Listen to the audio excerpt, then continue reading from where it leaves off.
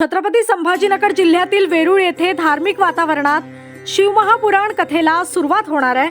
भागवताचार्य स्वामी यांच्या पुण्यतिथीनिमित्त या भव्य कार्यक्रमाचे आयोजन करण्यात आले आहे। महोत्सवाच्या पार्श्वभूमीवर आज ध्वजपूजन सोहळा भक्तिमय वातावरणात पार पडला असून कार्यक्रमाची तयारी सुरू झाली आहे। या कथेत प्रमुख प्रवक्ते म्हणून राधाकृष्णजी महाराज भक्तांना शिवमहापुराणाचे महत्त्व सांगणार आहेत। 10 एप्रिल ते 17 एप्रिल 2026 दरम्यान होणाऱ्या या धार्मिक सोहळ्यात देशभरातील संत महंत आणि हजारो भक्त सहभागी होणार आहेत। या कार्यक्रमाचे आयोजन अन्नपूर्णा कैलास आश्रम परिवार वेरूळ आणि ग्रामस्थांच्या वतीने करण्यात आले आहे। पूर्ण ज्योतिर्लिंग श्री घृष्णेश्वर महादेवांच्या कृपा आशीर्वादाने वेरूळच्या पवित्र भूमीतील अन्नपूर्णा आश्रमाचे पूज्य स्वामी महामंडलेश्वर स्वामी भागवतानंदगिरीजी महाराज यांच्या पुण्यतिथीच्या निमित्तानं समस्त महाराष्ट्रींच्या भक्त परिवाराच्या वतीनं आणि पूज्य महाराष्ट्रींचे उत्तराधिकारी श्री महंत स्वामी अभयानंदगिरीजी महाराज यांच्या प्रमुख नेतृत्वामध्ये मार्गदर्शनाखाली पूज्य महामंडलेश्वर स्वामी भागवतानंदगिरीजी महाराज यांच्या पुण्यतिथीच्या निमित्तानं श्री शिव महापुराण कथा श्री क्षेत्र वेरूळमध्ये दिनांक 10 एप्रिल ते 17 एप्रिल या पर्व कालामध्ये संपन्न होत आहेत। समस्त जिल्ह्याभरातील पंचक्रोशीतील सर्व भाविकांना ही शिव महापुराण कथेची एक विशेष पर्वणी आहे। कारण वेरूळ हे 12वं ज्योतिर्लिंग आहे। घृष्णेश्वर ज्योतिर्लिंग हे पूर्ण ज्योतिर्लिंगाच्या सानिध्यात भगवान शिवाचा महिमा श्रवण करण्याचा योग प्राप्त झालेला आहे। विशेषतः जे कथा व्यास असणार आहेत ते पूज्य गोवत्स श्री राधाकृष्णजी महाराज जे राजस्थानचे आहेत आणि आदरणीय राधाकृष्णजी महाराज यांच्या मुखामधनं सुंदर अशी शिव महापुराण कथा संपन्न होत आहेत। या 7 दिवसाच्या कथेमध्ये विविध कार्यक्रम मग कीर्तन प्रवचन कथा अन्नक्षत्र असे विविध उपक्रम कार्यक्रमही संपन्न होणार आहेत। या कथेच्या प्रसंगी राज्यातील जिल्ह्यातील अनेक ज्येष्ठ श्रेष्ठ साधू संतांची उपस्थिती, त्यामध्ये पूज्य जगद्गुरु जनार्दन स्वामींचे उत्तराधिकारी जगद्गुरु स्वामी शांतिगिरीजी महाराज, त्याचबरोबर देवगड संस्थानचे पूज्य गुरुवर्य आदरणीय भास्करगिरीजी महाराज, गोदा धाम सरलाबेटचे महंत आदरणीय स्वामी रामगिरीजी महाराज, त्याचबरोबर गाथामूर्ती आदरणीय रामभाऊ महाराज राऊत, त्याचबरोबर अनेक साधू संत या कार्यक्रमामध्ये उपस्थित राहणार आहेत।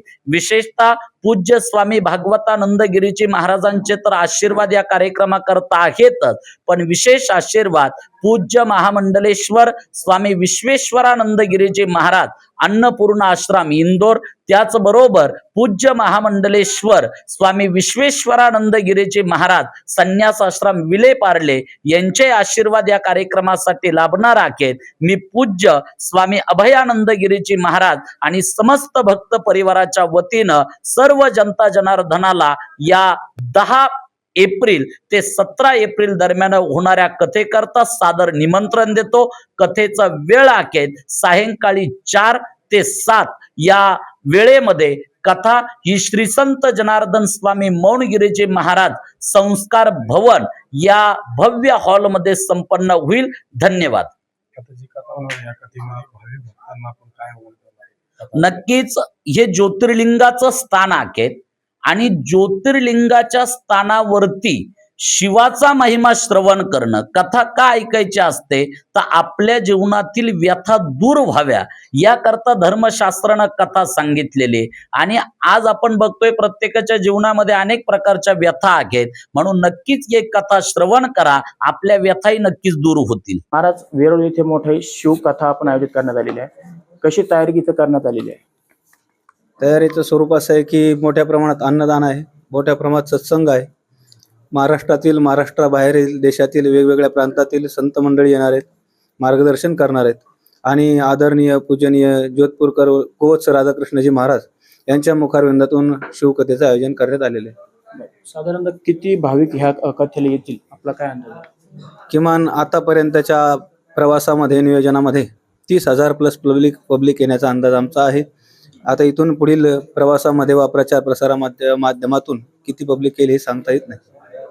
या कार्यक्रमामागचा नेमका उद्देश काय असणार आहे आणि ह्या कार्यक्रमात प्रमुख उपस्थिती कोणाची असणार आहे?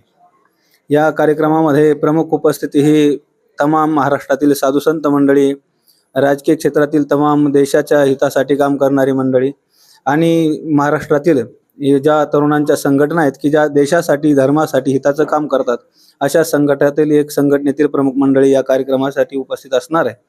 आणि या कार्यक्रमामागचा उद्देश हेतू तो आमचा असा आहे की आज भारतवर्षामध्ये जर पाहिलं तर आज देशाच्या सेवेपासून आणि धर्माच्या सेवेपासून दूर गेलेली मंडळी पाहायला मिळते आहे.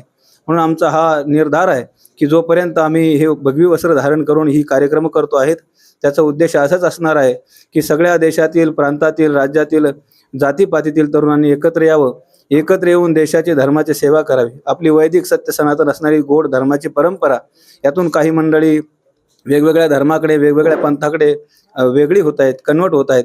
ती होता कामा नये. आपल्या देशाचं संरक्षण आणि आपल्या देशाची धर्माची सेवा आपण स्वतः करावी, याकरिता हा उद्देश समोर ठेवून आम्ही या कार्यक्रमाचं आयोजन केलेलं आहे. नक्कीच येणाऱ्या 10 तारखेपासून इथं वेरूळ इथे भव्य अशी शिवकथा इथं पार पडणार आहे. मी गौरव जोंधळे, सुदर्शन न्यूज, छत्रपती संभाजीनगर.